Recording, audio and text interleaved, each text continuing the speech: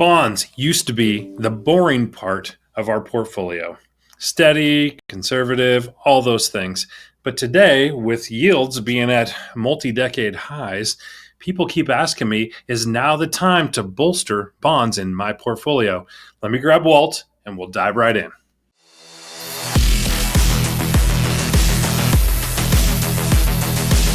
We're back on Power Your Retirement. I'm Walter Storholt alongside Steve Smith, certified financial planner. And I love the conversation today, Steve. Bonds, the snoozer of the financial world, perhaps no more. So I'm interested in this topic. I saw this article come across recently, and then a couple of more all talking about bonds.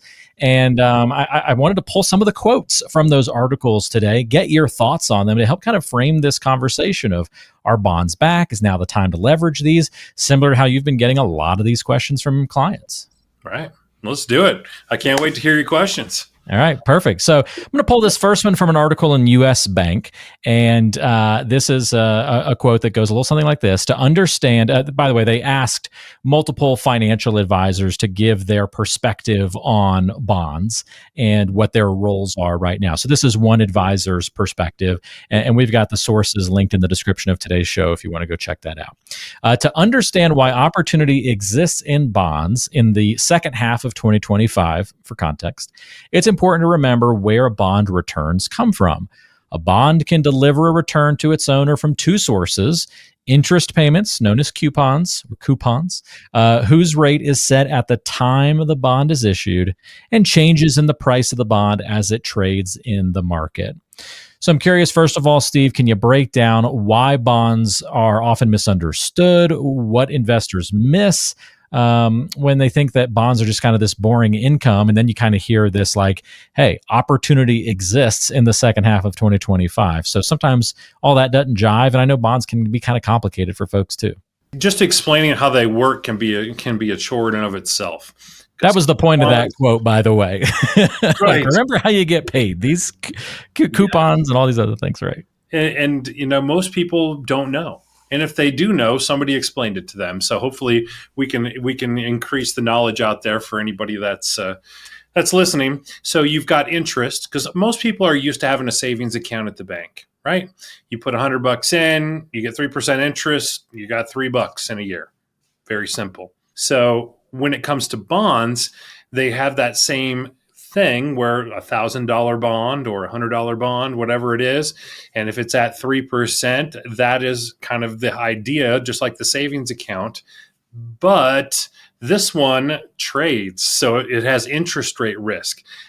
In the savings world of banks, it doesn't have that. You know, it may adjust, you know, at time to time, but it doesn't lower the principal or the value of the account. It just adjusts the interest as you go and credit it as you go. So with bonds, if interest rates go up like they did in 22, everybody's freaking out going, whoa, this was safe. Why is the Barclays, which is the big index, why is it down, you know, double digits when I've been making low single digits for a while? It's because interest rates went up. And why everybody's getting interested in the second half of 2025, like the quote we just went through, is because interest rates are expected to go down. And the opposite effect, you get a premium when it goes down. You have to discount your principal when it goes up. And that's the piece that a lot of people have a hard time wrapping their head around. That's the inverse relationship between those things, as I heard it explained at one time, and that's kind of helped it stick for me, at least over the years. Right. So let's look at another quote. This one's from Financial Advisor magazine, and this advisor says, "But ignore the market for 30-year bonds at your peril. Pension funds may be playing an important role by reducing demand now, but they are also awakening markets from a decades-long cognitive dissonance. There are reasons to worry, not only that rates aren't going back down, but that they may rise even higher." So this was an interesting one because it kind of took a whole different angle to the whole rates are going lower. And so I'd love to hear your comments on that a little bit. And with this kind of warning, I mean, I'm hearing like someone's talking out of two sides of their of their mouth. So how do you decide if bonds are something I should really pay attention to, and how does that shift how close I am to retirement or not? Well, quotes like this is the reason why I keep this on my desk. But Not from all the working out that you're doing. so there's always an opinion about our rates going higher, our rates going lower. And you can just turn on the television. If you watch it long enough, you'll probably see both. The majority of them are expecting, at least in the short term, for rates to go down. But I think the bigger question is not trying to game if they're going up or down. Yes, that's always part of on my side of the table, what kind of duration, meaning till they mature, how many years or months till they mature. The bigger part of this is when you're 40 or 60, and as you age, you should be adding some of this to your portfolio. And that's really the more important thing. Should you have 30-year bonds? I suppose if there's a case for it, it just depends. I can't really think of a good one right now, but that to have a large portion in that, just because 30 years just accentuates everything. Remember, I talked about that premium risk up and down, premium and discount. Well, the more years you have, 5, 10, 15, 20, 30, the more pronounced that is. So if interest rates went up, you would get destroyed in a 30. And if you had a 1-year bond, it wouldn't be so bad. And the vice versa. So it's a bigger bet for sure. But the point is that I want the listeners to know is that as you age, you should be slowly adding bonds to your portfolio, because that income is definitely really important for sure. Yeah. So I take this one, there's like this warning of ignoring the bond market and the shifts, but it's really, I'm hearing also a lesson from you that trying to time the bond markets, maybe it adjusts a little slower than the stock market, but it's kind of the same thing. You can chase your tail trying to time these things. So the deeper questions are about the types of investments, your situation and age. Those are the more important questions than the exact direction of the bonds. Yeah, let the boring be the boring and the exciting be the exciting. When we try to make bonds You need to exciting, frame that. Put that up on the wall behind you. That was good.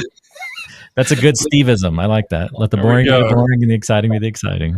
Yes, because when we start to blend it, things can get a little bit off, because now your boring can become your exciting, which makes your risk go up exponentially. Yeah. And that can shake clients to their foundations, and we don't want to do that.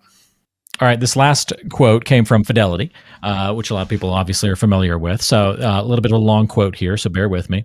If you are looking for income from individual bonds, current yields near multi-decade highs in longer-term bonds can offer an opportunity. And if you're considering bond funds or ETFs to diversify your portfolio, Fidelity's bond managers believe that a combination of high current yields and interest rates that are expected to gradually fall later this year is creating an attractive total return opportunity for bond investors in the months ahead. All right, so big chunk, but basically positive sentiment I'm hearing about bonds and the lowering direction of interest rates. So when you're building balanced portfolios today for folks, Steve, how big of a slice do bonds deserve given this environment that we're in? And what other factors might you weigh before setting that percentage? I know the old rule of thumb, right, is just as you get older, you move from stocks to bonds and the rule of 100 and that kind of thing. Right. But I know that's not always a fit for everybody. There's always an exception for one. So just as a general audience rule here, we do take into account, is it an opportunity to make extra in the bond market? So on overlaying that base principle, we do look at that, but we don't always increase the amount of money that's in it. Sometimes we'll just increase, from a short-term bond to an intermediate, meaning adding years till it matures. We'll add a little bit of length to it if we think there's an opportunity for interest rates going down. And we'll shorten it up if we think interest rates are going up. We don't necessarily sell stock to buy bonds, because that can create, depending on the type of account, it can create a tax problem as well. All helpful information. Any final thoughts when it comes to bonds and your discussions with clients and folks who come through the door looking for better financial plans or worried about retirement? Yeah, I guess I'd give another perspective other than what we've been talking about here, because what we've been talking about is pretty mainstream, just nuts and bolts of the bond market. But also know in a portfolio, there's a way to create with bonds, short-term bonds, create some stability. So with volatility in the stock market, if you have short duration, meaning bonds that are maturing in 1 to 2 years, we can actually have a year or two of those short duration bonds that pay pretty decently right now, and that way you can stop the income from selling any kind of stock that you need to, and you can dive into this. So it's not just to de-risk, you can also use it as a way to hold through that valley before the stock values come back. Okay, very good. Well, hey, you may be thinking of bonds as a place to provide income for you, or maybe you view it more as a place to find balance, perhaps peace of mind, the word that compliance never likes in the financial world. But folks may be seeking that through these kinds of investments. It may be able to provide some of those things to you, but keep in mind it's not a one-size-fits-all solution. And before you go all in on like some of these quotes that talked about hyping you up, getting you make sure you don't miss the opportunities that lie ahead. Make sure it fits in with your plan and make sure it's a long-term solution, not something that's just a Band-Aid or a short-term fix for what you're going through. So always keep those lessons in mind, whether we're talking bonds or something else in the financial world. If you'd like to get customized guidance when it comes to your financial plan, your retirement future, you can always talk to Steve Smith about that. All you have to do is go to powerupyour401k.com and you can order the toolkit that's got great resources, Steve's book, and more information in there. You can schedule a time to visit for a discovery meeting to see if you'd be a good fit to work with one another. And if you're an employee of a publicly traded utility, this is a great opportunity to also get access to some very special opportunities as it relates to your industry, your 401ks. We won't cover all those details on today's episode, although we've talked about it plenty in the channel. So go check out other videos on those topics. And Steve will be able to help you out in a big way when it comes to planning for your financial future and retirement. So contact information in the description of today's show. So check it out there. Steve, thanks for the help, and we'll see you next time. All right. Appreciate it, Walt. Thanks, everyone, for listening. Yeah, take care. We'll see everybody next time on Power Your Retirement. This podcast is provided by Powerhouse Financial Advisors, an independent firm with advisory services offered through Parsonex Advisory Services, Inc., PAS, a federally registered investment advisor. The information provided is for informational and educational purposes only and should not be considered as personalized investment advice. PAS does not guarantee the accuracy, completeness, or suitability of this information for your specific circumstances. Investment decisions should be based on an individual's goals, time horizon, and risk tolerance. Past performance is not indicative of future results, and all investments carry a degree of risk, including the potential loss of principal. Any case studies, testimonials, or endorsements shared in this podcast are illustrative of individual experiences and may not be representative of the experience of all clients. They do not guarantee future performance or success. You should not infer any level of assurance regarding future financial outcomes. Listeners should consult with a qualified financial, tax, or legal professional before making any investment decisions. Parsonex Advisory Services, Inc. does not provide tax or legal advice. Be sure to consult with your tax and legal professionals regarding your specific circumstances. For a copy of our Form ADV Part 2A, which provides additional information about PAS, including our advisory fees and services, please visit powerhousefinancialadvisors.com.